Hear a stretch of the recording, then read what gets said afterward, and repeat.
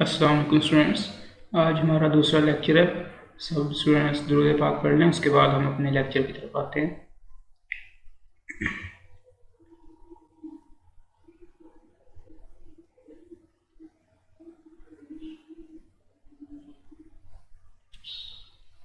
जी students, हमारा chapter number जो है वो 1 चल रहा था और हमने कल बात की थी 2-3 चीज़ों के बारे में, इंट्रोडक्शन के बारे में बात की थी। तो आज हम वहीं से स्टार्ट करते हैं। जो आज के लेक्चर में हमने टॉपिक्स पढ़ने हैं वो सब आपके स्क्रीन पे शो हो रहे हैं। सबसे पहले हम बात करेंगे सिविल लॉ क्या होता है, क्रिमिनल लॉ क्या होता है। इसके हवाले से जो आपके स्टडी टेक्स्ट में जो क्वेश्चन बैंक में क्वेश्चन हैं और इसके अलावा जो पास पेपर में क्वेश्चन हैं इस टॉपिक के लिहाज से, उसके बाद उनको हम डिस्कस करेंगे। उसके बाद फिर हम बात करेंगे गवर्निंग स्ट्रक्चर के बारे में, फिर उसके हवाले से जो क्वेश्चंस पास पेपर वगैरह में हैं हम उनको देखेंगे।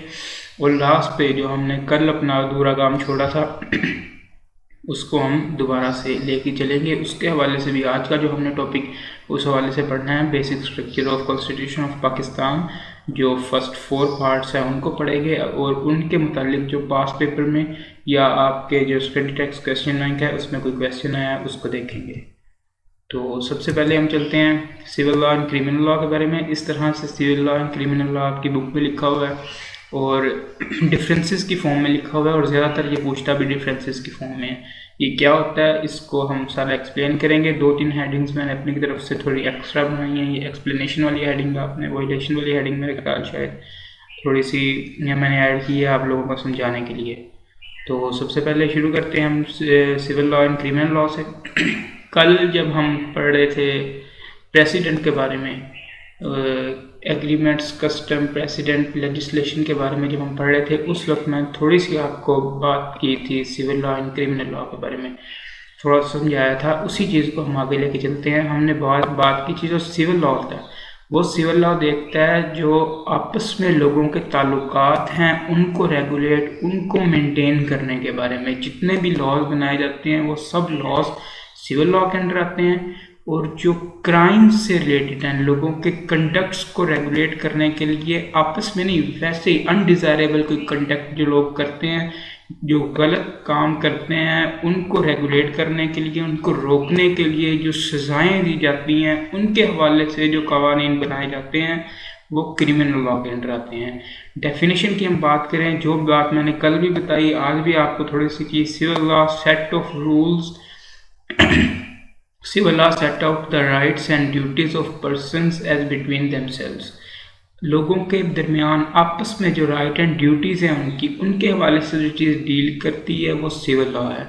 आपस में जो फ़राइज़ हैं, उनके जो हकूक़ हैं उनको कोई पामाल करता है। मैंने कल आपको एग्जांपल दी थी एक कॉन्ट्रैक्ट की। मैंने मिस्टर ए ने कॉन्ट्रैक्ट किया एक मिस्टर बी के साथ में, क्या मैं आपको 10 kg शुगर प्रोवाइड करूँगा, लेकिन वो प्रोवाइड नहीं कर सका। अब उसको फांसी नहीं हो सकती, कोई भी सज़ा नहीं हो सकती उसको। वो उस मिस्टर बी को कंपनसेट करेगा ना प्रोवाइड करने की वजह से जो लॉस हुआ था।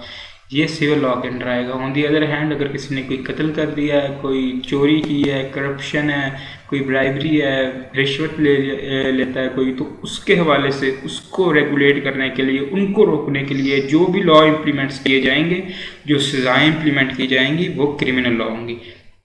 बेसिक डेफिनेशन आपने याद रखनी है। आप किसी भी चीज़ को, किसी भी सिनेरियो को इस बेस पे इवेल्युएट कर सकते हैं। सिर्फ डेफिनेशन के बेस पे भी आप आसानी से इवेल्युएट कर सकते हैं। जो भी लॉज आप उस सिनेरियो में देख रहे हो कि एक आदमी से दूसरे आदमी के दरमियान उनके आपस में राइट्स एंड ड्यूटीज़ का अगर उस सिनेरियो में जिक्र है तो वो सिविल लॉ के अंडर आएगा। तो इसकी जो डेफिनेशन है सिविल लॉ की, बिल्कुल simple. Civil law set out the rights and the duties of persons as between themselves. और criminal law is concerned with conduct that is considered so undesirable, जो undesirable माशरे में समझा जाता है, नाकाबिले बर्दाश्त समझा जाता है, काबिले मजम्मत समझा जाता है, वो वाला conduct that the state punishes. और जो स्टेट है हमारी रियासत, जो भी इसकी खिलाफ वर्जी करता है उसको पनिश करती है। तो ये इसकी बेसिक डेफिनेशन है। इसकी एक्सप्लेनेशन में कल भी हमने इस चीज़ पे बात की थी कि अगर कोई सिविल लॉ की खिलाफवर्जी करता है, मैंने अभी भी आपको बताया, उसको कोई फांसी वगैरह, कोई सज़ा वगैरह नहीं हो सकती क्योंकि उसने कोई जुर्म नहीं किया। तो उसको वो अपने गलत काम की वजह से, वादा पूरा ना करने की वजह से, कॉन्ट्रैक्ट जो है वो पूरा ना करने की वजह से, सिविल लॉ की वायलेशन की वजह से उसको जुर्माने किए जाते हैं, कंपनसेट कर किया जाता है कि अगर उसने राइट एंड ड्यूटीज़ का ख्याल नहीं रखा आपस में लोगों के, तो उसको जुर्माना किया जाता है, ताकि जिसकी राइट्स, जिसकी ड्यूटीज़, जिसके हकूक़ पामाल हुए हैं उसको कंपनसेट किया जा सके। मेन मकसद इसका यही होता है। जबकि क्रिमिनल लॉ, इसकी मैं आपको एग्जांपल देता हूँ। फॉर एग्जांपल, आपके घर चोरी हो गई है, तो आप जाएंगे पुलिस में, जाके रिपोर्ट लिखवाएंगे। अब इससे आगे सारा काम पुलिस का है, आपने कुछ भी नहीं करना। पुलिस का स्टेट की जिम्मेदारी है, स्टेट आपके वो जो चोर को पकड़ के दे और वो चोर से जो आपका सामान वगैरह उसने चोरी किया है वो निकलवा के दे। अगर कोई कत्ल हो जाता है तो अब ये मिस्टर ए ने मिस्टर बी को कत्ल कर दिया, अब मिस्टर बी के जो रिलेटिव्स हैं उनकी बिल्कुल जिम्मेदारी नहीं है कि वो आए इन्वेस्टिगेशन करनी शुरू कर दें, खुद ही जाएँ अदालत में जाके केस परसू करें। ये जिम्मेदारी कम्प्लीटली स्टेट की है, इन्वेस्टिगेशन स्टेट करवाए। आपने जाके सिर्फ अथॉरिटीज़ को, जैसे जो कि हमारे मुल्क में पुलिस है, उसको इतला देनी है कि ये काम, ये बुरा काम हुआ है, तो वो सारा जो भी इन्वेस्टिगेशन वगैरह कैरी होंगी वो सारी पुलिस करेगी स्टेट के बिहाफ पे। जो लॉयर होगा, डिफेंस लॉयर होगा, जो क्रिमिनल लॉयर होगा, वो भी जिम्मेदारी स्टेट की है, स्टेट प्रोवाइड करेगी, वो सारा केस लेके चलेगी और आपको इंसाफ दिलाएगी। ये सारी जिम्मेदारी जो है ये स्टेट की है। लीगल एक्शंस में भी ब्रॉट, ये मैं एक्सप्लेनेशन का पॉइंट पढ़ रहा हूँ क्रिमिनल लॉ की। Legal action may be brought by the state against individuals who are accused of being in breach of criminal law. It is the responsibility of the state, not the private individual. ये किसी private individual की जिम्मेदारी नहीं है। अगर किसी ने कोई जुर्म किया है तो ये किसी शख्स की जिम्मेदारी नहीं है, ये स्टेट की जिम्मेदारी है कि उसके अगेंस्ट लीगल प्रोसीडिंग्स स्टार्ट करे, लीगल एक्शंस ले, ट्रायल कोर्ट्स में उसके खिलाफ क्रिमिनल ट्रायल्स शुरू करे। तो ये छोटी सी बात थी, कोई इतनी ज़्यादा कम्प्लेक्स बात नहीं थी। उसके बाद जो violation of civil law, violation के बारे में लिखता है, violation of civil law is not a crime. ये क्राइम नहीं है, ये जुर्म नहीं है। यही हम शुरू से बात करते आ रहे हैं कि सिविल लॉ की वायलेशन है, वो जुर्म नहीं है, ये गलत काम है जिसकी वजह से उसे कंपनसेशन देनी पड़ती है। लेकिन जो वायलेशन ऑफ क्रिमिनल लॉ है, क्रिमिनल लॉज जितना भी बने हुए हैं उनकी कोई वायलेशन करेगा तो वो एक क्राइम है। जो सिविल लॉ का मकसद है, the purpose is to provide a mean whereby the injured party can obtain compensation. बिल्कुल वही बात जो हमने की, जो इंजर्ड पार्टी है, जो जिस पार्टी का नुकसान हुआ है, उसको कंपनसेट करने के लिए सिविल लॉ बनाए जाते हैं। किसी के हकूक़ व फ़राइज़ पामाल हुए हैं तो उसको उसके मुताबिक कंपनसेट किया जा सके। सिविल लॉ सिर्फ इसलिए बनाए जाते हैं, जबकि क्रिमिनल लॉ का मकसद ये नहीं होता। क्रिमिनल लॉ का मकसद होता है माशरे से बुराई को, गलत कामों को ख़त्म करना। ख़त्म कैसे करते हैं? वो डराते हैं पनिशमेंट से कि आप कत्ल करेंगे तो आपको फांसी हो जाएगी। आप इस्लामी माशरे में अगर हम देखे जाएँ, अगर कोई चोरी करता है तो उसको बायां हाथ काट दिया जाता है, तो आप चोरी करेंगे तो आपका हाथ काट दिया जाएगा। ये उसको डराया जाता है, पनिशमेंट से लोगों को डराया जाता है ताकि वो गलत कामों से बाजें। The purpose is to regulate the society by the threat of punishment. बिल्कुल सिंपल सी बात लिखी है। यहाँ पे हमने सिर्फ 4 डिफरेंसेस डिस्कस किए हैं पहले पेज पे। पहले हमने उसकी डेफिनेशन को डिस्कस किया है, डेफिनेशन क्या होती है। जो सिविल लॉ है वो डील कर रहा होता है उन इश्यूज से जो लोगों के आपस में राइट्स एंड ड्यूटीज़ के हवाले से आते हैं। क्रिमिनल लॉ डील कर रहा होता है अनडिज़ायरेबल एक्ट्स के हवाले से। जो जिम्मेदारी है ये स्टेट की होती है कि क्रिमिनल लॉ अगर ब्रीच हुआ है, कोई क्राइम हुआ है, तो वो लीगल प्रोसीडिंग लाए उसके खिलाफ। जबकि जो सिविल लॉ होता है उसमें वो इंसान की खुद की जिम्मेदारी होती है, वो उसका खुद का जो हकूक़ है वो पामाल हुए हैं, अब उसकी ज़िम्मेदारी है उसके जो हकूक़ पामाल हुए हैं उससे वो कंपनसेशन ले, वो खुद जाए कोर्ट में। ये पॉइंट अगले पेज पे भी है, इसको हम उधर दोबारा देख रहे होंगे। अच्छा, the persons whose right have been affected can claim remedy for wrongdoers, इसकी भी हमने बात कर ली। तो वायलेशन की भी सिंपल सी बात कर ली और पर्पस की भी। ये 4 डिफरेंसेस हमने यहाँ पे देखे हैं। अब नेक्स्ट डिफरेंसेस की बात करें, harm caused. The claimant can sue the defendant for harm caused. ये बिल्कुल वही जो पीछे हमने बात की है, जो जिसके साथ जिसके हकूक़ पामाल हुए हैं वो सू करेगा, वो मुकदमा चलवाएगा कि इसने मेरे साथ कॉन्ट्रैक्ट किया था 10 kg शुगर प्रोवाइड करने का, लेकिन इसने वो प्रोवाइड नहीं की है, जिसकी वजह से मुझे नुकसान हुआ है, अब मुझे कंपनसेट किया जाए। ये स्टेट की जिम्मेदारी नहीं है, स्टेट को तो इसका इल्म भी नहीं है आप लोगों का क्या कॉन्ट्रैक्ट हुआ था, ये प्रूव करना भी स्टेट की जिम्मेदारी नहीं है, ये इंडिविजुअल्स की जिम्मेदारी है जिनके साथ ये सिविल लॉ का ब्रीच हुआ है, जिनके साथ ये गलत हुआ है, जिनके साथ ज्यादती हुई है, जिनको कंपनसेट करने की ज़रूरत है, उनकी जिम्मेदारी है खुद कि वो जाएं और अपना मुकदमा लेके जाएं और इस मुकदमे के खिलाफ प्रोसीडिंग करवाएं। जबकि क्राइम क्रिमिनल लॉ जो हम अभी पीछे बात करके आए हैं, ये स्टेट की जिम्मेदारी है, ये गवर्नमेंट की जिम्मेदारी है। The state prosecutes the accused whether or not the harm was caused. चाहे नुकसान हुआ है चाहे नुकसान नहीं हुआ, अगर क्रिमिनल लॉ का ब्रीच हुआ है ना, तो रियासत उसके खिलाफ, जिसने ये ब्रीच किया है, क्रिमिनल क्राइम किया है, उसके खिलाफ जो है रियासत वो कार्रवाई कर सकती है। इसकी मैं आपको अगर सिंपल सी एक एग्जांपल दूं, मिस्टर ए ने फायरिंग की है मिस्टर बी पे, लेकिन वो फायर मिस्टर बी को नहीं लगा, किसी वजह से उसका निशाना मिस हो गया, तो अब इसका ये मतलब थोड़ी होगा कि उसने मारा था लेकिन नहीं लगा तो इसकी गलती नहीं है, इसको छोड़ दिया जाएगा। नहीं, उसको अटेम्प्ट ऑफ मर्डर की सज़ा दी जाएगी। उसने अटेम्प्ट किया है मारने का, उसने फायरिंग की है, ये ब्रीच हुआ है, हालांकि नुकसान नहीं हुआ, हार्म काज नहीं हुआ, लेकिन फिर भी उसके खिलाफ मुकदमा चलाया जाएगा, जिस सज़ा का वो हकदार है वो उसको दी जाएगी। Weather or not the harm was काज, चाहे नुकसान हुआ है चाहे नहीं हुआ, अगर कोई क्राइम हो गया है, अगर किसी ने कोई क्राइम कमिट कर दिया है, तो गवर्नमेंट उसके खिलाफ लीगल प्रोसीडिंग्स ला सकती है और लेके आएगी। ये एक छोटा सा पॉइंट है जो आपका समझने वाला पॉइंट है, कोई इतना ज़्यादा मुश्किल पॉइंट नहीं है। चाहे कोई क्राइम किसी ने किया है, उससे किसी को चाहे नुकसान पहुंचा है नहीं पहुंचा, लेकिन जो क्राइम हो गया है उसकी वजह से जो लीगल प्रोसीडिंग है वो गवर्नमेंट आपके खिलाफ ला सकती है। Burden of proof, burden of proof का मतलब है कि साबित कैसे करना है, किसने साबित करना है, किस तरह से साबित करना है और किस बेसिस पे साबित किया जाएगा। क्रिमिनल लॉ और सिविल लॉ, सिविल लॉ के बारे में अगर हम बात करें तो ये साबित किया जाता है प्रोबेबिलिटीज़ की बेस पे। फॉर एग्जांपल, दो लोगों, एक सिविल लॉ का ब्रीच हुआ है, दो लोग अपना केस लेके गए हैं, दो पार्टीज हैं, कोर्ट में अपना केस लेके गई हैं। जो कोर्ट है वो दोनों पार्टीज के दलाइल को सुनेगी, पार्टी ए के दलाइल को, पार्टी बी के दलाइल को।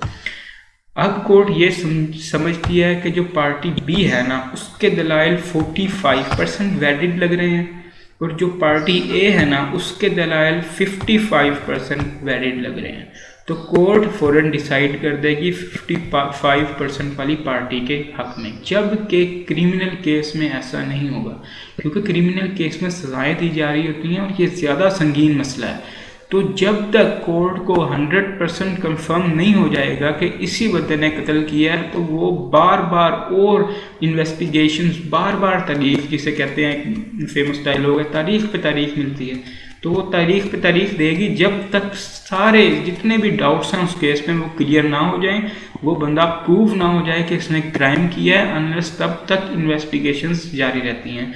सेम यही बात बर्डन ऑफ प्रूफ में लिखी हुई है। अगर हम पढ़ें, if the Clement has prove the wrong on the balance of probabilities, his litigations is successful and the defendant is held liable. तो प्रोबेबिलिटीज़ के केस पे, प्रोबेबिलिटीज़ की बैलेंस ऑफ प्रोबेबिलिटीज़ की बेसिस पे जो है बर्डन ऑफ, इसमें criminal law में सज़ा दी जाती है या फैसला किया जाता है। सज़ा तो नहीं दी जाती, फैसले किए जाते हैं कंपनसेशन के। लेकिन जो क्रिमिनल लॉ है, इस केस में क्या होता है, if the states can prove the offence beyond and convicted successful, अगर जो स्टेट है वो ऑफेंस को प्रूव कर देती है, या जो बंदा है जिसके खिलाफ ये केस प्रोसीड हो रहा है उसके खिलाफ वो कामयाब हो जाती है प्रूव करने में, 100% प्रूव करने में, and the accused is found guilty and convicted, या वो खुद ही अपनी किसी तरह से अपना गुनाह कबूल कर लेता है, तब तक ये केस चलेगा, तब तक फैसला इस केस का नहीं हो सकता। तो बर्डन ऑफ प्रूफ का पॉइंट और हार्म काज का पॉइंट, ये दोनों भी थोड़े सिंपल से पॉइंट्स हैं। और आखिरी है रेमेडी। रेमेडी यानी कंपनसेशन। द सिविल कोर्ट में ऑर्डर द डिफेंडेंट टू पे डैमेजेस। ये हम शुरू से सिर्फ एक ही बात करते आ रहे हैं पूरे में कि सिविल कोर्ट है ना जो सिविल लॉ के ब्रीच में जो कंपनसेशन है डैमेजेस की वो क्लेम करेगा स्पेसिफिक पर्सन जिसके खिलाफ भी ये जिसके हकूक़ फ़राइज़ का भी ये पामाल किया गया है हकूक़ को, वो कंपनसेशन क्लेम करेगा। जबकि क्रिमिनल कोर्ट में वो सज़ा भी सुना सकती है, फ़ाइन भी दे सकती है, ये दोनों काम इकट्ठे भी कर सकती है। ये ज़रूरी नहीं है कि सिर्फ सज़ा ही होगी क्रिमिनल लॉ के ब्रीच में। मैं आपको एग्जांपल देता हूँ। आप जाते हैं, आप सिग्नल तोड़ देते हैं, सिग्नल डेड है लेकिन आप गाड़ी गुजार देते हैं। देखें, पहले तो ये समझ लें कि ये जो है ना ब्रीच ऑफ सिग्नल है, ट्रैफिक सिग्नल, ये क्रिमिनल ऑफेंस है। क्रिमिनल ऑफेंस क्यों है? क्योंकि हमने डेफिनेशन पढ़ी थी, सिविल लॉ की डेफिनेशन में हमने पढ़ा था लोगों के आपस में ताल्लुकात, हकूक़ फ़राइज़। जो सिग्नल तोड़ने से लोगों का आपस में तो कोई हकूक़ फ़राइज़ का कोई ताल्लुक नहीं है। सिग्नल तोड़ना एक लॉ है कि जो सिग्नल तोड़ेगा उसको इतना फ़ाइन होगा, या ये अगर कोई नुकसान होता है किसी बंदे का उस नुकसान को पूरा किया जाएगा। अगर किसी का ज़्यादा चोट लग जाती है, कोई बंदा मर जाता है सिग्नल तोड़ने की वजह से, किसी के ऊपर गाड़ी चढ़ा देता है, तो उसके हवाले से क्रिमिनल प्रोसीडिंग भी अलहदा उसके हवाले से होती हैं। तो सिग्नल तोड़ दिया अब किसी ने, अगर सिग्नल तोड़ा है तो लेकिन किसी का कोई नुकसान नहीं हुआ, उसने सिर्फ सिग्नल तोड़ा, वो सीधा निकल गया। अब उसको इस बात पे फांसी नहीं हो सकती या उसको 10 साल कैद की सज़ा नहीं हो सकती, उसको फ़ाइन होगा। लेकिन ये केस कौन सा है? ये क्रिमिनल केस है। क्रिमिनल केस में फाइन्स भी हो सकते हैं अकेले। अगर वो सिग्नल तोड़ के कोई बंदा भी मार देता साथ, तो उसको फ़ाइन के साथ साथ शायद फांसी या कुछ साल की सज़ा, उम्र कैद भी हो सकती थी, उसको इम्प्रिजनमेंट भी हो सकती थी। तो या दोनों हो सकते हैं, या अकेला फ़ाइन हो सकता है, या अकेली सज़ा हो सकती है, डेथ सेंटेंस हो सकती है, इम्प्रिजनमेंट हो सकती है। इम्प्रिजनमेंट का मतलब होता है कैद। तो इस पेज पे हमने 3 पॉइंट्स देखे हैं, harm caused, burden of proof और रेमेडी। हार्म कास्ट यानी कि अगर कोई नुकसान हुआ है किसी का तो उसकी क्या कंसिक्वेंसेस होंगे। बर्डन ऑफ प्रूफ भी हमने देखा, सिंपल सी बात थी, और रेमेडी हमने देखा। इसको पढ़ लें, इन दोनों स्लाइड्स को, इस पूरे को। अगर कोई बात समझ नहीं आती आप मुझे मैसेज करके उस बात का इस के हवाले से पूछ सकते हैं। लेकिन ये आसान सी बातें हैं, यहाँ से भी वो मोस्टली केस स्टडी तो नहीं बना रहा होता, मोस्टली वो सीधा पूछ रहा होता है कि डिफरेंसेस बता दें, डेफिनेशंस बता दें इन दोनों के लॉज की, इनके एग्जांपल्स बता दें। एग्जांपल्स तो रह गई थी, ये आपके बुक पे भी इसकी एग्जांपल्स लिखी हुई हैं, इनको आपने एक बार पढ़ लेना है। जो सिविल लॉ की एग्जांपल्स हैं ये सबसे ज़्यादा इंपॉर्टेंट है, सबसे ज़्यादा इंपॉर्टेंट सिविल लॉ की एग्जांपल्स हैं। इनको आपने 4 से 5 को आपने क्रैम कर लेना है। वर्क रिलेटेड डिस्प्यूट्स, अच्छा आपने ये नहीं करना भी, आपने लिख देना ये जिस तरह ब्रैकेट में लिखा हुआ कॉन्ट्रैक्ट एक्ट लिख दिया आपने, एम्प्लॉयमेंट लॉ लिख दिया, नहीं, आपने बाकायदा एग्जाम्पल्स लिखनी है। आपने लिखना है वर्क रिलेटेड डिस्प्यूट्स, आपने लिखना है कॉपीराइट डिस्प्यूट्स, आपने इस तरह से इनकी एग्जांपल्स लिखनी है। और साथ क्रिमिनल लॉ की एग्जांपल्स लिखी हुई हैं, इनको देख लें, इन सबको आपने याद करना है। एग्जांपल्स 4 इसकी कर लें, 2-3 उसकी, 3 ही उसकी लिखी हुई हैं, और 3 कर लें, मोर देन इनफ है। तो ये था हमारा सिविल लॉ का पार्ट। आप इधर वीडियो पॉज करके इसको पढ़ लें सारे, इसके डिफरेंस को। कोई चीज़ आप समझ नहीं आती तो आप वो मुझसे पूछ सकते हैं।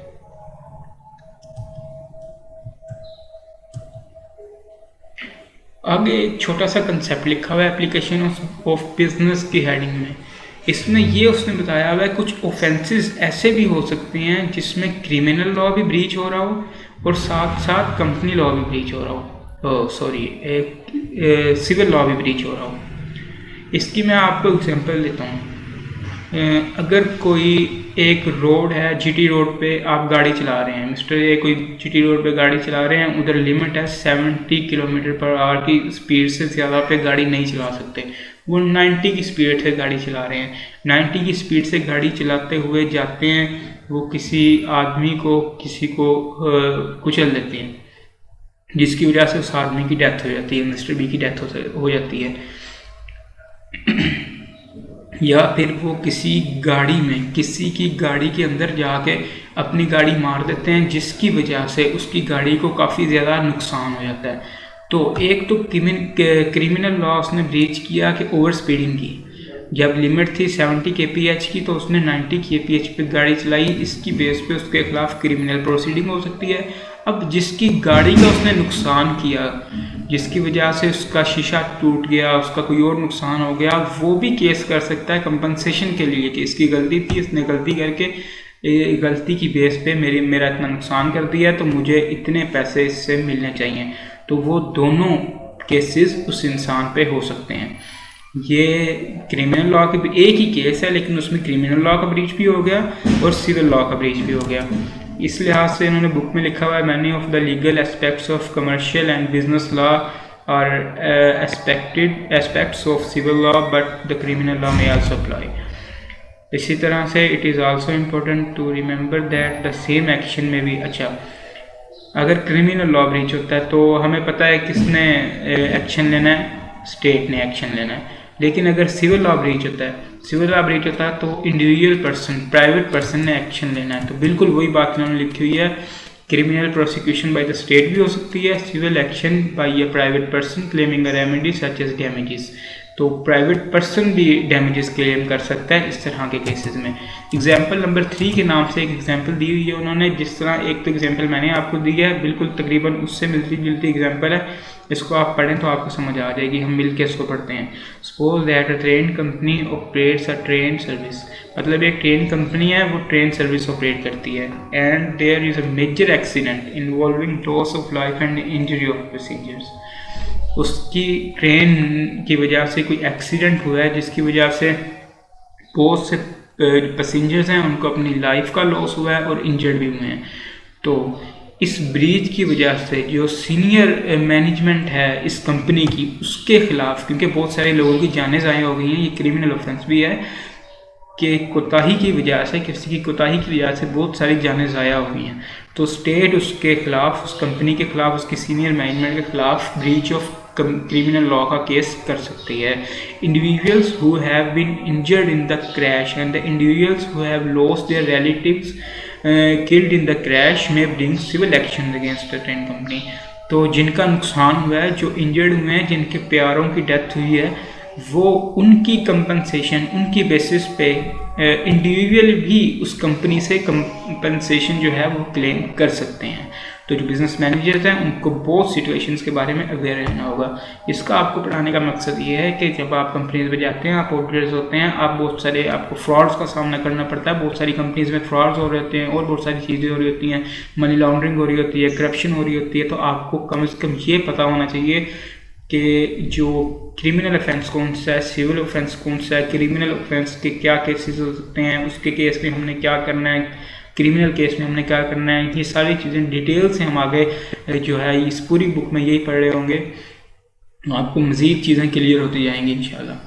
तो ये एग्जांपल थी सिंपल सी, होपफुली आपको समझ आ गई होगी। अगर आपको समझ नहीं आई तो आप मुझे मैसेज कर सकते हैं, आप व्हाट्सएप पे आप मुझसे पूछ सकते हैं। अब ये जो हमने पढ़ा है इस हवाले से क्वेश्चन देखते हैं। सबसे पहले तो आई कैप्चर टेक्स्ट क्वेश्चन है, डिस्टिंग्विश मतलब differentiate between civil and criminal law, give 2 examples of each. कोई मुश्किल बात नहीं है, बिल्कुल सीधा सीधा ये आपकी बुक में लिखा हुआ है। अभी हम पढ़ के आए हैं civil law and criminal law के difference.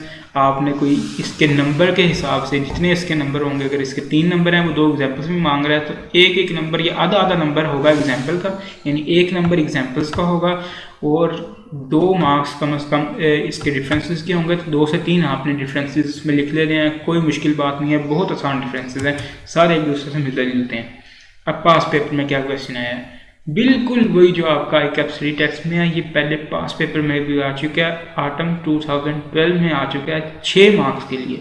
Distinguish between civil law and criminal law giving 2 examples of each.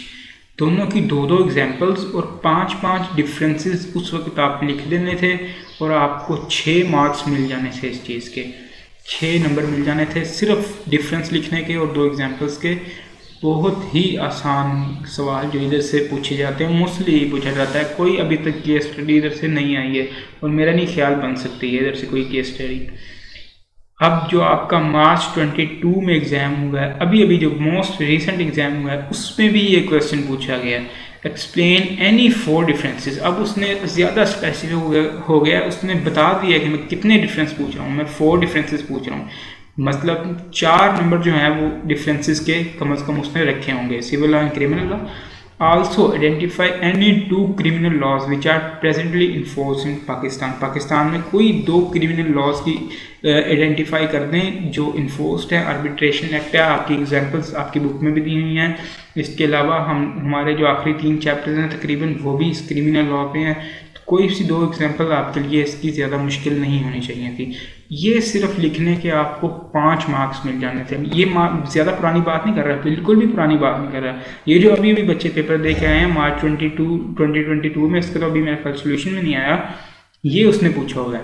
तो इस तरह से आसान से क्वेश्चन आ जाते हैं और ये बहुत ज़्यादा इंपॉर्टेंट एरिया सिविल लॉ और क्रिमिनल लॉ का जो डिफरेंस है इसको आपने अच्छी तरह से याद कर लेना है। होपफुली आपको समझ आ चुकी है इस टॉपिक की। बिल्कुल आसान टॉपिक है, सिंपल सा टॉपिक है।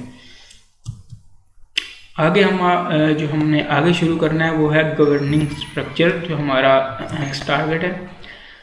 गवर्निंग स्ट्रक्चर का मतलब है हमारी जो गवर्नमेंट चल रही है इसका सारा स्ट्रक्चर, इसका सिस्टम क्या है, जो निज़ाम है ना हमारे अंदर। ये एमसीक्यूज़ के लिहाज से बहुत इंपॉर्टेंट पॉइंट है। वो पूछ सकता है कि पाकिस्तान में कौन सा निज़ाम है, कौन सा गवर्नमेंट का स्ट्रक्चर है, गवर्निंग स्ट्रक्चर कौन सा है।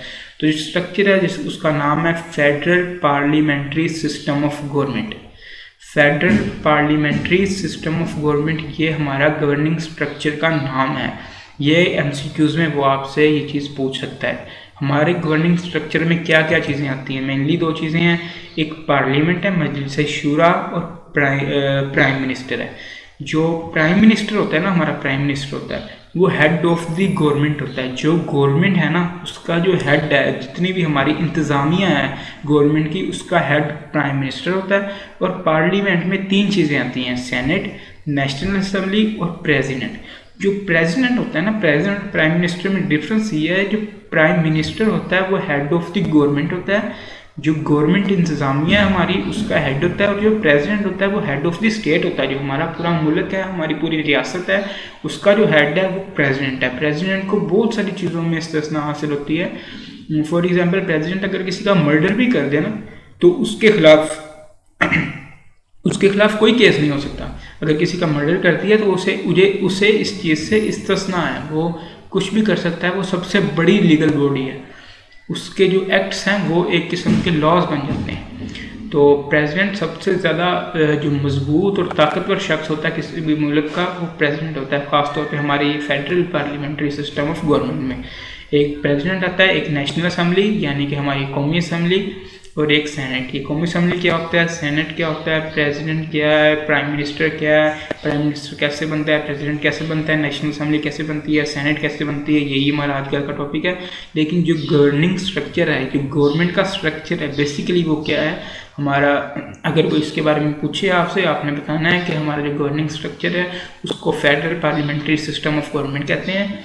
इसमें पार्लियामेंट आती है, पार्लियामेंट में लॉ मेकिंग बॉडीज़ होती हैं, senate, national assembly and president. उसके बाद आपने बताना है प्रेसिडेंट जो है वो हेड ऑफ द स्टेट होता है। उसके बाद जो हमारे स्ट्रक्चर में आता है वो प्राइम मिनिस्टर आता है। प्राइम मिनिस्टर जो है वो हेड ऑफ द गवर्नमेंट होता है। बस आपसे अगर गवर्नमेंट स्ट्रक्चर के बारे में कोई क्वेश्चन करे पेपर में तो आपने सिर्फ ये वाली बातें बता देनी है। कोई आपने एक्सप्लेन नहीं करना प्राइम मिनिस्टर को, कोई आपने एक्सप्लेन नहीं करना प्रेसिडेंट को। चाहे उसने 50 नंबर का क्वेश्चन पूछ लिया है, उसने 50 नंबर का पूछ लिया कि गवर्निंग स्ट्रक्चर बता दें, गवर्नमेंट का स्ट्रक्चर क्या होता है आपका पाकिस्तान का, तो आपने सिर्फ ये बातें लिख देनी है। Federal parliamentary system of government होता है हमारी पार्लियामेंट, जिसके अंदर हमारी पार्लियामेंट आती है, और हमारा प्राइम मिनिस्टर होता है। हमारा प्राइम मिनिस्टर जो होता है वो हेड ऑफ द गवर्नमेंट होता है। पार्लियामेंट जो होती है इसमें लॉ मेकिंग बॉडीज़ होती हैं, senate, national assembly and president. जो प्रेसिडेंट होता है वो हेड ऑफ द स्टेट होता है। बस ये सिंपल सी चीज़ें आपने बता देनी है। आगे हम इन चीज़ों को, ये जो हेडिंग्स हमने पढ़ी हैं, इनको तफसील से देखते हैं। प्रेसिडेंट क्या होता है मैंने भी आपको बताया था, president of Pakistan is Pakistan head of the state. इसमें ज़्यादा समझने वाली बातें नहीं है, ये सिर्फ आपकी याद करने वाली बातें हैं, लेकिन कुछ इसमें समझने वाली बातें भी हैं। वो मैं आपको साथ साथ हम रीडिंग करेंगे और साथ साथ वो चीज़ें समझते जाएंगे। इसमें से भी बिल्कुल कोई सिनेरियो नहीं आना और ना ही आ सकता है। वो सिंपल आपसे पूछ सकता है जी प्रेसिडेंट क्या होता है, प्रेसिडेंट पर नोट लिख दें। आपने ये जो जितने भी हम पॉइंट्स पढ़ेंगे इनमें से 5 से 6 पॉइंट्स प्रेसिडेंट पर लिख देने हैं।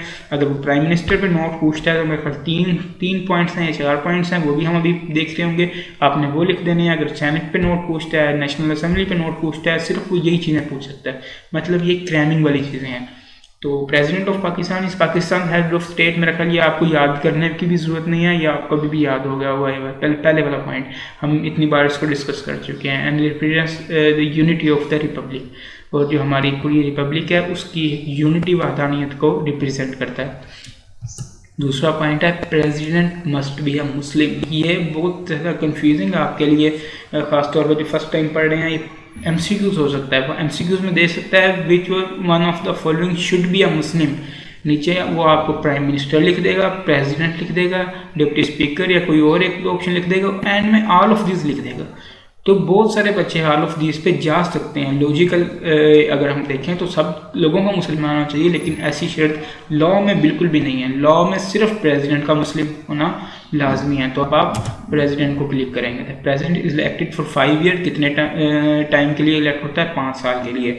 और इलेक्ट कौन करता है, ये डिफरेंस आपने अच्छी तरह ज़हन में रखना है कि प्रेसिडेंट को इलेक्ट कौन करता है और प्राइम मिनिस्टर को इलेक्ट कौन करता है। जो प्रेसिडेंट है उसको इलेक्ट करती है सब लोग मिलकर, senate, national assembly and the member of provincial assembly. ये सब लोग मिलकर 5 साल के लिए प्रेसिडेंट इलेक्ट करते हैं। प्रेसिडेंट री इलेक्शन के लिए एलिजिबल होता है, मतलब कि वो दोबारा इलेक्शन में हिस्सा ले सकता है। एक बार इलेक्ट हुआ, उसके 5 साल पूरे हुए, वो दोबारा इलेक्शन में हिस्सा ले सकता है, दोबारा इलेक्ट हो सकता है, दोबारा अपने 5 साल पूरे करे। लेकिन लगातार कंसेक्टिवली तीसरी बार वो प्रेसिडेंट के लिए इलेक्शन में खड़ा नहीं हो सकता।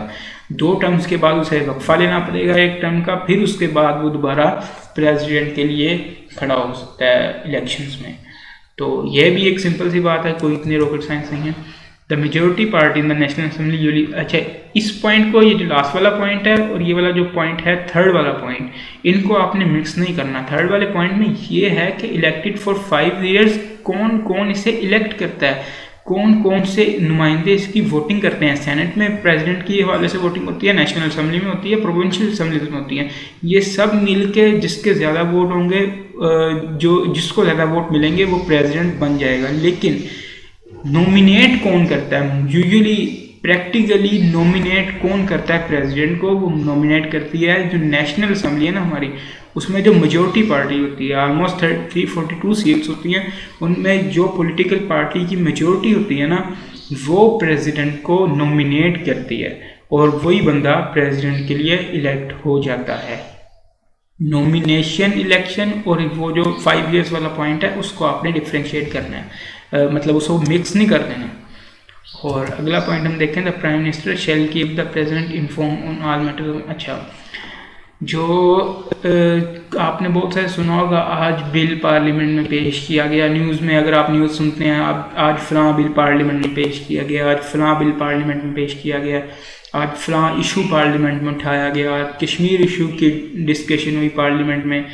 कोई भी फॉरेन एंड इंटरनल पॉलिसी से रिलेटेड कोई भी जो लेजिस्लेटिव प्रपोजल होगा, कोई भी जो बिल आपका असेंबली में पेश किया जाएगा, जो भी जो हुकूमत है, आपकी इंतज़ामिया है, आपका प्राइम मिनिस्टर है, उसकी कैबिनेट है, ये प्राइम मिनिस्टर उसकी कैबिनेट्स क्या होती हैं, ये भी हम आगे प्राइम मिनिस्टर के टॉपिक में देखेंगे। वो जो भी पेश करेगा उसको पहले लाजमी है कि वो प्रेसिडेंट को उसके बारे में इन्फॉर्म करे कि आज हम कश्मीर इशू के लिहाज से ये बिल पेश करने लगे हैं, आज हम 18वीं तरमीम करने लगे हैं अपने जो कॉन्स्टिट्यूशन है उसमें। तो पहले उसको चाहिए वो करने से पहले, वो पेश करने से पहले, जो पार्लियामेंट है उसमें पेश करने से पहले प्रेसिडेंट को अपने इत्मीनान में ले, उसके साथ वो चीज़ डिस्कस करे। The president approves. अच्छा, प्रेसिडेंट का काम क्या होता है? जो नेशनल असेंबली में बिल पास हुआ, जो सेनेट में बिल पास हुआ, वो फाइनल अप्रूवल के लिए प्रेसिडेंट के पास आ जाता है। प्रेसिडेंट उसको फाइनली अप्रूव करता है। ये भी सिंपल सा पॉइंट था। और लास्ट पॉइंट है, president acts on and in accordance with the advice of cabinet और द प्राइम मिनिस्टर।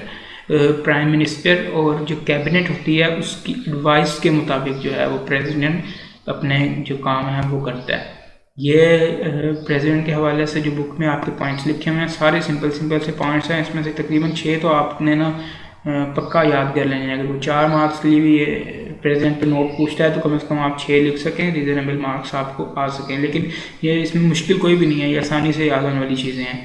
कोई भी इतना इसमें से सिनेरियो बिल्कुल भी नहीं आ सकता। उसके बाद अगर हम बात करें प्राइम मिनिस्टर के बारे में, प्राइम मिनिस्टर क्या होता है? अभी हमने देखा था, जो प्राइम मिनिस्टर होता है वो गवर्नमेंट का हेड होता है। तो प्राइम मिनिस्टर को मेजोरिटी, जो नेशनल असेंबली में मेजोरिटी पार्टी होती है, जैसे इलेक्शन होते हैं पिछले जो हमारे इलेक्शन से लास्ट इलेक्शन, उसमें पीटीआई को मेजोरिटी मिली, पाकिस्तान तहरीक इंसाफ को।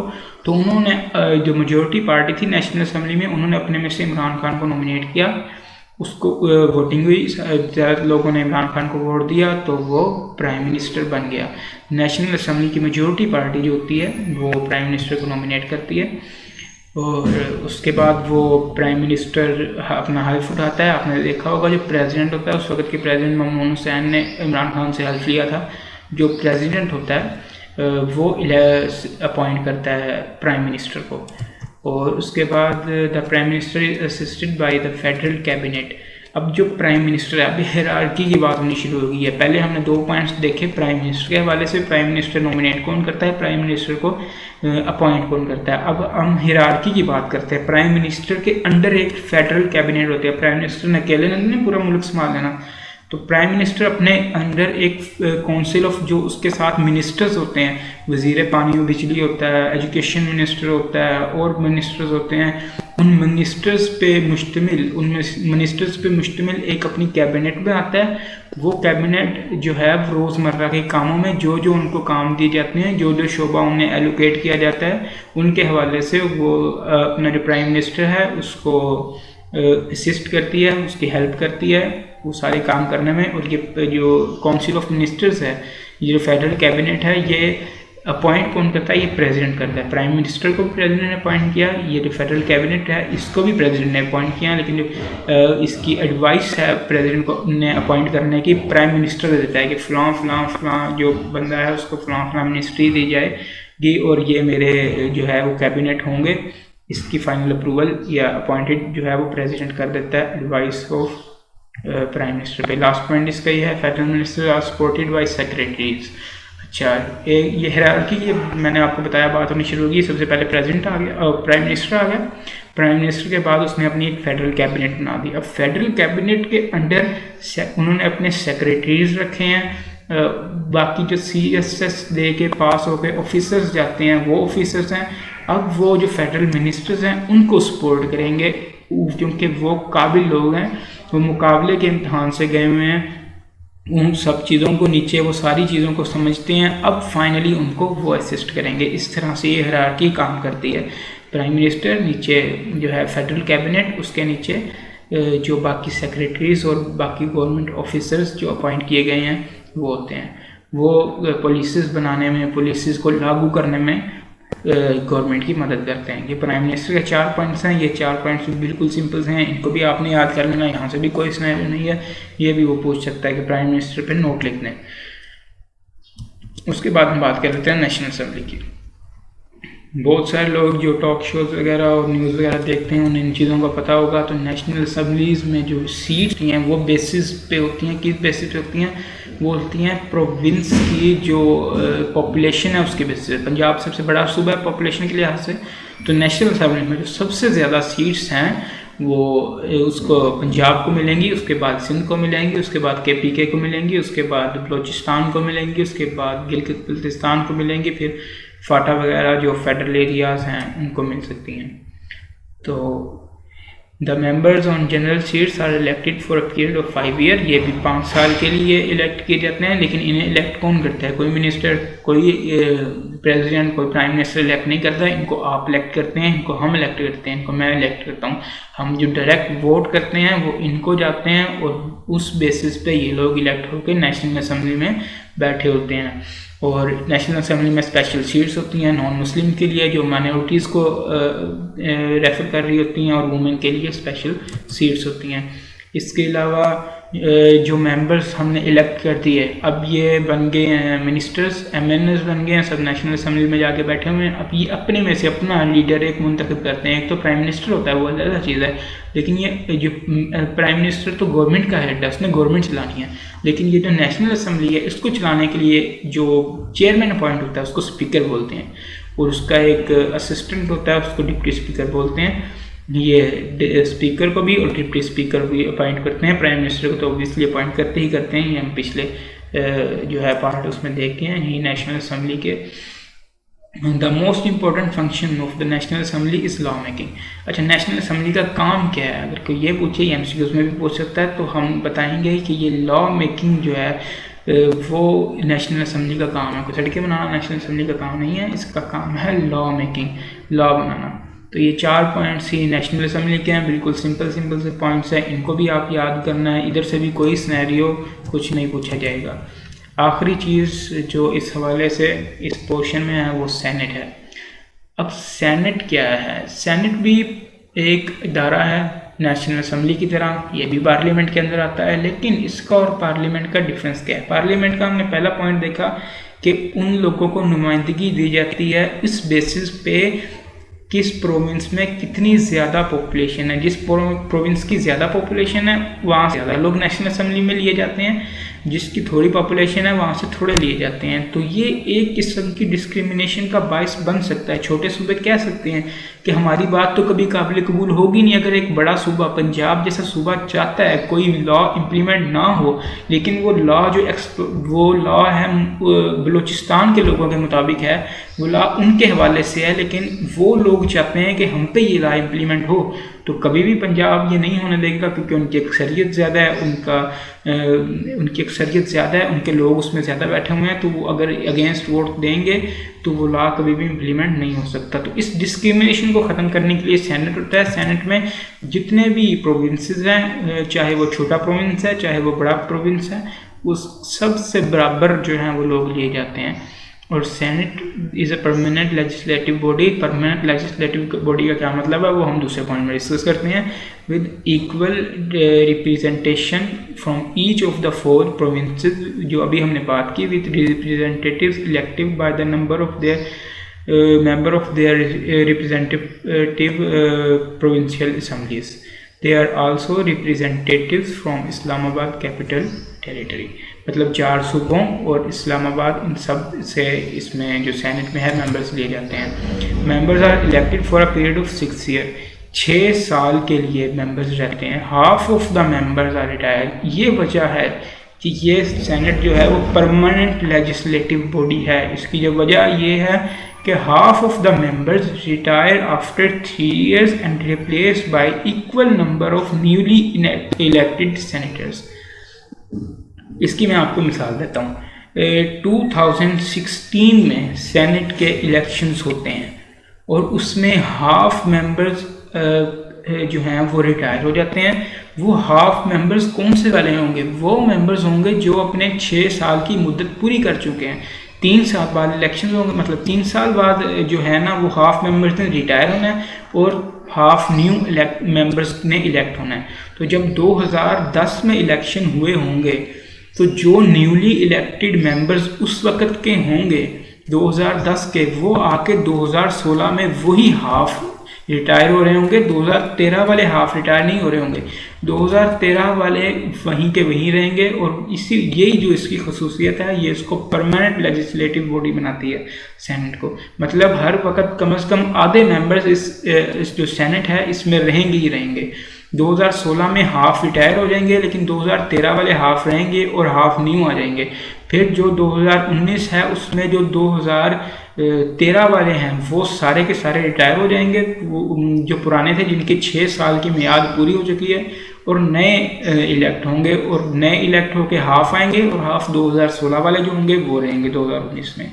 तो इस तरह से ये सर्कल चलता रहता है और कभी भी जो सेनेट है वो खाली नहीं होता। जबकि प्रोविंशियल असम्बली में नेशनल असम्बली में इस तरह का कोई सीन नहीं होता। नेशनल असम्बली में 5 साल बाद इलेक्शन होते हैं, असम्बली खत्म हो जाती है, असम्बली टूट जाती है और नए मेंबर्स आते हैं। सारे के सारे नए मेंबर्स आते हैं, वो 5 साल के लिए आते हैं। लेकिन यहाँ पे मेंबर्स होते हैं एक तो 6 साल के लिए, दूसरा वो मेंबर्स 3 साल बाद रिटायर होते हैं जब उनकी 6 साल की मियाद पूरी हो जाती है। 3 साल बाद हाफ रिटायर हो जाते हैं और हाफ न्यूली इलेक्टेड जो सेनेटर्स हैं उनको इलेक्ट कर लिया जाता है। तो senate is a permanent institution. The election of all members is not held at the same time. Same वही पॉइंट कह रहा है, सबके इलेक्शन एक ही टाइम पे नहीं होते। 3 साल बाद जो है इलेक्ट होते हैं हाफ मेंबर्स और हाफ रिटायर हो जाते हैं। इसी तरह से ये सिस्टम चलता रहता है। उसके बाद है the members elect from themselves have chairman and deputy chairman. बिल्कुल उसी तरह से जिस तरह नेशनल असेंबली में स्पीकर और डिप्टी स्पीकर आपस में ही वोटिंग करके किसी एक शख्स को नॉमिनेट करते हैं, स्पीकर होगा, किसी एक को अपॉइंट करते हैं, ये डिप्टी स्पीकर होगा। बिल्कुल इसी तरह सेनेट में भी होता है, लेकिन सेनेट के चेयरमैन को चेयरमैन कहते हैं और डिप्टी चेयरमैन कहते हैं असिस्टेंट को, जो चेयरमैन का होता है। तो दोनों को आपस में ही अपॉइंट कर लिया जाता है। The chairman of the senate under the constitution is. अच्छा, ये बहुत बहुत बहुत बहुत ज़्यादा इंपॉर्टेंट पॉइंट है, खासतौर पे एमसीक्यूज़ के लिहाज से। वो आपसे एक एमसीक्यूज़ पूछेगा, प्रेसिडेंट एक सिनेरियो बना सकता है कि प्रेसिडेंट की डेथ हो गई है या प्रेसिडेंट का ऑफिस किसी वजह से वेकेट हो गया है, खाली हो गया, प्रेसिडेंट का कोई ऑफिस नहीं है। अब क्या पूरे मुल्क में कोई प्रेसिडेंट नहीं होगा? ये नेक्स्ट इन लाइन कौन होगा president as a president act करने को? वो आपको स्पीकर की ऑप्शन दे सकता है, डिप्टी स्पीकर दे सकता है, प्राइम मिनिस्टर की दे सकता है, आर्मी चीफ की दे सकता है, लेकिन आपने जो है वो सिलेक्ट करना है चेयरमैन। जो सेनेट का चेयरमैन है वो नेक्स्ट इन लाइन होता है act as a president if president का ऑफिस जो है वो वेकेट हो गया। ये भी सिंपल सा पॉइंट था। The role of senate is to promote national cohesion and harmony. जो मैंने स्टार्ट में बात की कि जो छोटे सूबे हैं उनको ये डर होता है कि हमारी आवाज़ है वो नेशनल असेंबली में दब जाएगी, तो इस चीज़ को ख़त्म करने के लिए और एक unity cohesion and harmony unity के सिनोनिम्स हैं, एक यूनिटी क्रिएट करने के लिए और स्मॉलर प्रोविंसेस का ये फियर ख़त्म करने के लिए कि बड़े सूबे हमारी आवाज़ को दबा देंगे, सेनेट है और सेनेट के में बराबर नुमाइंदगी सबको दी जाती है। तो जितने सेनेट का काम क्या होता है, नेशनल असेंबली में जितने भी बिल्स जो हैं, जितने भी जो कवानीन हैं वो पास होते हैं नेशनल असेंबली से, वो सेकंड अप्रूवल के लिए सेनेट के पास जाते हैं मनी बिल्स के अलावा। मनी बिल्स के अलावा क्यों? मनी बिल्स में ऐसी क्या खसूसियत है, ये हम अपने कल वाले लेक्चर में मनी बिल्स को डिस्कस कर रहे होंगे।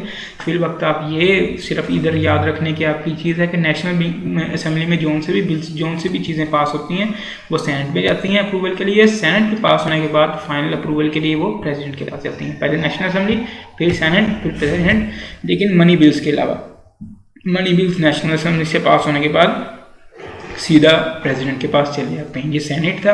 इसके 5-6 पॉइंट्स आपने ध्यान में रखने हैं। कोई इतनी रॉकेट साइंस वाली बात नहीं है, सब सिंपल सी बातें हैं। अगर कोई पॉइंट्स इसमें से भी आप समझ नहीं आ रहा तो वो आप मुझसे पूछ सकते हैं। इन तीनों को आप एक बार पढ़ लीजिए वीडियो को यहाँ पे पॉज करके, और इसके रिलेटेड जो हमारे क्वेश्चन वो देखते हैं। आपका जो क्वेश्चन बैंक है, आपकी जो स्टडी ट्रिक्स है, उसमें मुझे कोई क्वेश्चन इतना रीज़नेबल नज़र नहीं आया, लेकिन पास पेपर में अभी थोड़ी देर पहले की बात है, ऑटम 2018 में एक क्वेश्चन आया था, specify Pakistan system of government, Pakistan governing system. ये जो मैंने आपको आज स्टार्ट में पढ़ाया है, पार्लियामेंट है, उसमें प्राइम मिनिस्टर है, prime minister head of the government है, जो प्रेसिडेंट है हेड ऑफ द स्टेट है, उसने वो पूछ लिया। सिर्फ 3-4 बातें, senate, national assembly, president, parliament के बारे में आपने लिख देनी थी, हमारा सिस्टम कौन सा है उसका नाम लिख देना था। और उसने क्या पूछा, identify senate's role in process of legislation. Senate का लेजिस्लेशन के प्रोसेस में क्या रोल है, उसने ये पूछा था 5 नंबर का। तो उस लेजिस्लेशन में जो हम लास्ट पॉइंट पढ़ा है सेनेट के हवाले से, जितने बिल नेशनल असेंबली में पास होंगे लेजिस्लेशन के हवाले से, वो फाइनल सेकंड अप्रूवल के लिए कि कहाँ पे पेश होंगे, सेनेट में पेश होंगे। और अगर सेनेट से पास हो जाते हैं तो वो प्रेसिडेंट के पास पेश होंगे, वो अलग बात है, लेकिन इसने सिर्फ सेनेट तक का रूल पूछा है। तो सेनेट का रोल ये होता है लेजिस्लेशन के प्रोसेस में कि जो नेशनल असेंबली में पास हुए हैं बिल्स, वो सेनेट में पेश होते हैं और सेनेट उस पर डिस्कशन करता है, सेनेट उसको पास करता है। इसके काफ़ी सारे सिनेरियोज़ हैं। ये मनी बिल के इसके एक्सेप्शन है, मनी बिल इसमें पेश नहीं होता। इसके काफ़ी सारे सिनेरियोज़ हैं, वो भी हम कल वाले लेक्चर में देख रहे होंगे, वहाँ से आपको ये चीज़ मज़ीद क्लियर हो जाएगी। फिर वक्त ये जो 5 नंबर का पूछा था आपने, पाकिस्तान गवर्नमेंट सिस्टम बताना था, कोई सिनेरियो उसने इधर से कभी भी नहीं पूछा। वो इस तरह ही सेनेट का रोल बता देना था 2-3 लाइंस में, और आपको इसके 5 मार्क्स मिल जाने थे। ये ऑटम 2018 में क्वेश्चन आया था, सिंपल सा क्वेश्चन है। ये तकरीबन आज का हमारा काम तकरीबन ख़त्म हो गया। अब जो कल का हमारा अधूरा काम था, basic structure of constitution of Pakistan का, होपफुली आपने प्रियम्बल और वो जो 5 शेड्यूल्स हैं उनके नाम याद किए होंगे। वो आपको अच्छी तरह से याद हो गए हैं। तो उसके बाद आपने इसके पहले 4 पॉइंट्स याद करने हैं। पहला पार्ट 4 पार्ट्स याद करने हैं। पार्ट 1 है इंट्रोडक्टरी, इसमें पहले 6 आर्टिकल्स शामिल हैं। जो इंट्रोडक्टरी है इसमें क्या क्या चीज़ें होती हैं, या आपको इंशाल्लाह मैं कोशिश करूँगा अभी साथ साथ पढ़ाता रहूँ तो साथ साथ आपको याद होती रहें। तो पहली जो चीज़ है इंट्रोडक्टरी, जैसे कि नाम से जाहिर है कि ये इंट्रोडक्शन के बारे में बात कर रहा है। तो इंट्रोडक्शन में सबसे पहले ये कंट्री का नाम लिखता है। पाकिस्तान का क्या नाम है, पूरा नाम Islamic Republic of Pakistan country का नाम लिखता है। दूसरे हमारे 4 सूबे हैं, उसको 4 टेरिटरीज लिखता है, सिर्फ ये लिखता है कि इसमें 4 टेरिटरी पार्ट 1 में।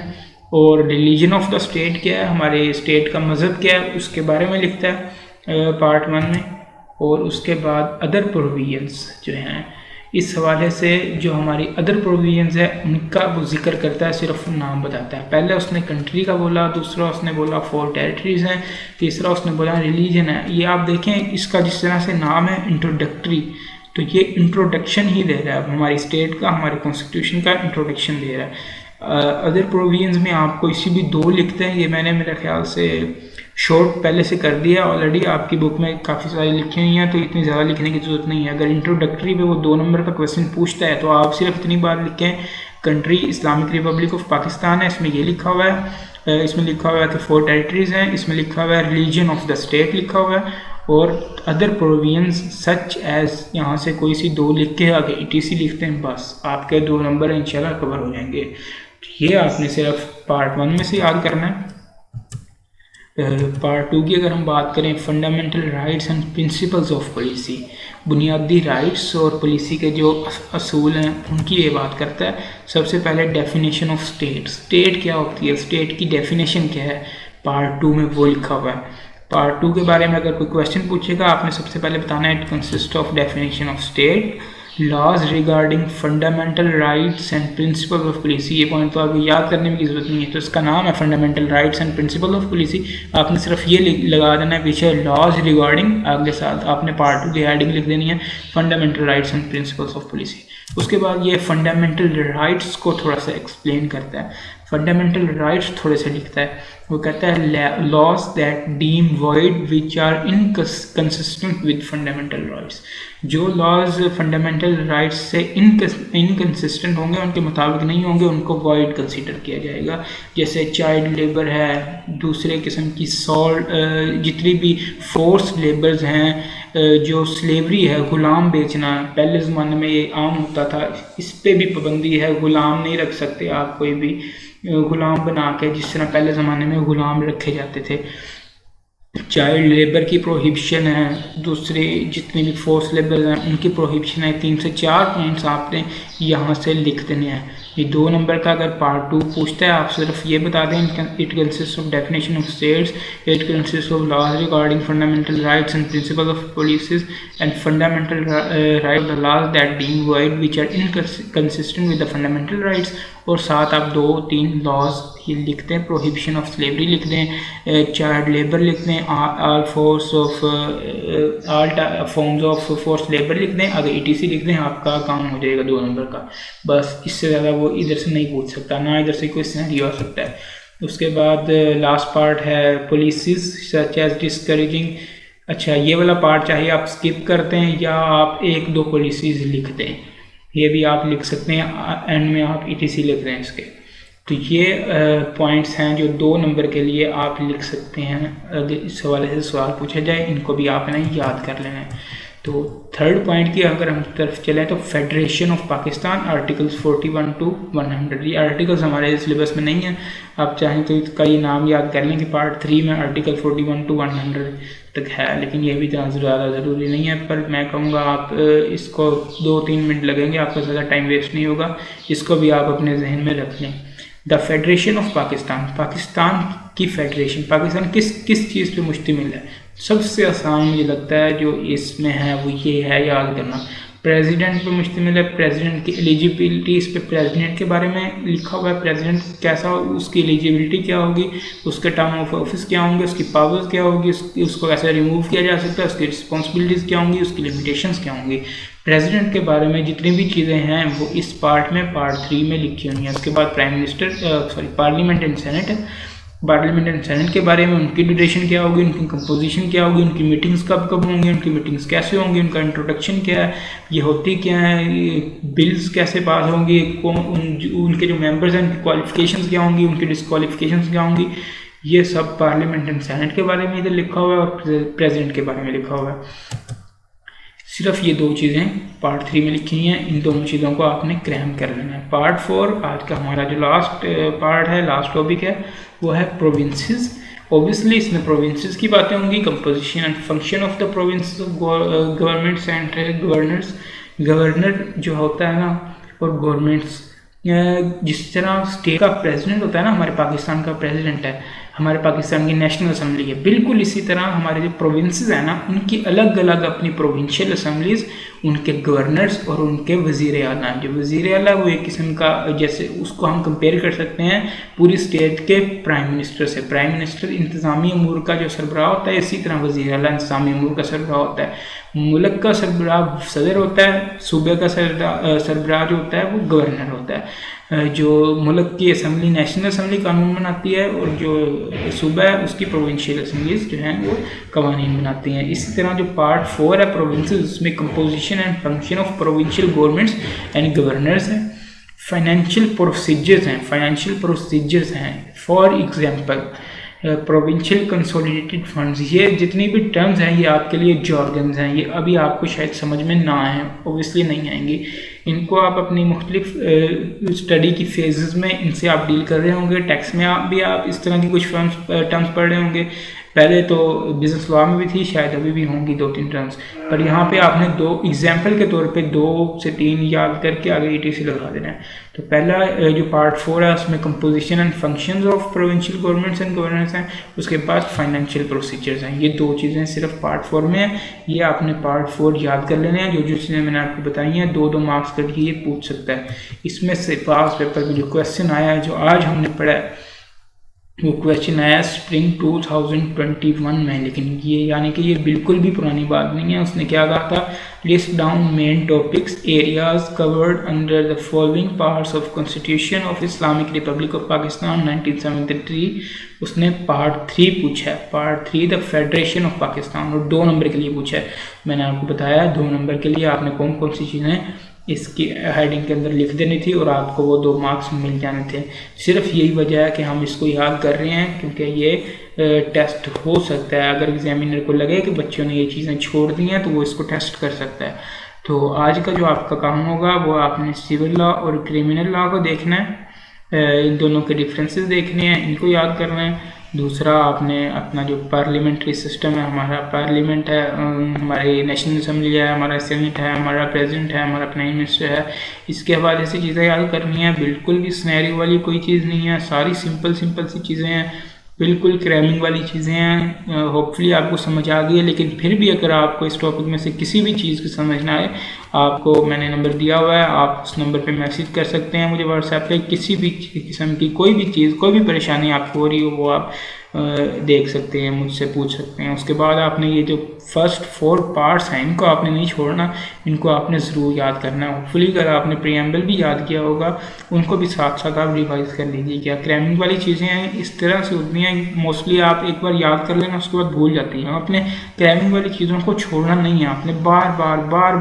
बार उनकी रीडिंग करनी है, उनको समझना है, उनको याद करना है, उनको क्रैम करना है।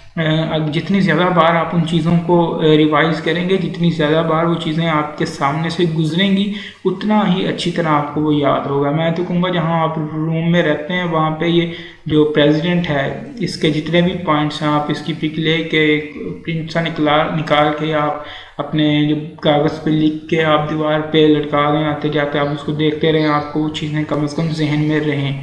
और तो आपने ये 3-4 चीज़ें याद कर लेनी है। आज का लेक्चर था, ये हमारा लेक्चर नंबर 2। इंशाल्लाह कल हमारा जो चैप्टर 1 है हम उसको कंप्लीट करेंगे, और बाकी क्वेश्चन जो टॉपिक्स होंगे उनके हवाले से पास पेपर में जो क्वेश्चन आए हुए हैं उनको देखेंगे। आज भी आपने पास पेपर के क्वेश्चन देखे, बिल्कुल भी मुश्किल क्वेश्चन नहीं थे, ये सिंपल से सीधी उसने चीज़ें पूछी हुई थी। तो होपफुली आपको समझ आई है। अल्लाह हाफिज़।